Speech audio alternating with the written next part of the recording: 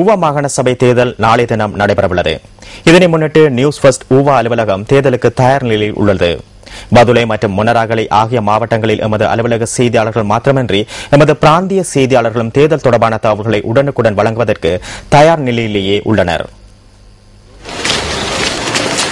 Monaragala royal கல்லூரியிலிருந்து அந்த மாவட்டத்தில் உள்ள வாக்கெடுப்பு நிலையங்களுக்கு வாக்குப்பெட்டிகளை கொண்டு செல்லும் நடவடிக்கைகள் இன்று காலை ஆரம்பமாகின.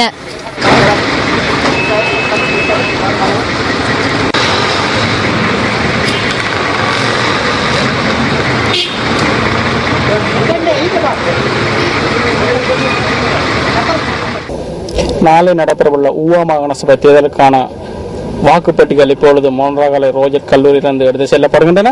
அந்த வகையில் இந்த இடத்தில் சற்று முன்னர் தேர்தல் ஆணையாளர் இங்கே வந்து கண்காணிப்பு நடவடிக்கையில் ஈடுபட்டிருந்தார். அதேபோல் நாளை நடைபெறவுள்ள ஊவா மாகாண சபை தேர்தல் தொடர்பான செய்திகளை நியூஸ் வாட்ச் உடனுக்குடன் வழங்க உள்ளோம்.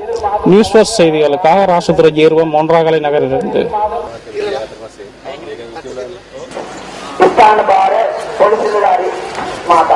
தேர்தல்கள் ஆணையாளர் மஹிந்த தேசப்பிரிய இன்று காலை மொனராகலை ரோயல் கல்லூரிக்கு விஜயம் செய்துள்ளார்.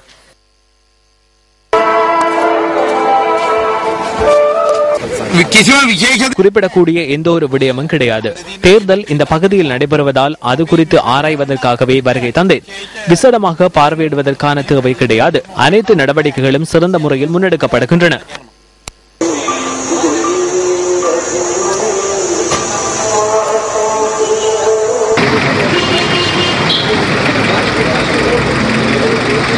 இதேவேளை பதுளை விகாரமாதேவி மகளிர் வித்தியாலயம் மற்றும் பதுளை மத்திய மகா வித்தியாலயம் ஆகியவற்றிலிருந்து பதுளை மாவட்டத்திற்காக வாக்குப்பெட்டிகள் இன்று காலை வாக்கெடுப்பு நிலையங்களுக்கு கொண்டு செல்லப்பட்டன.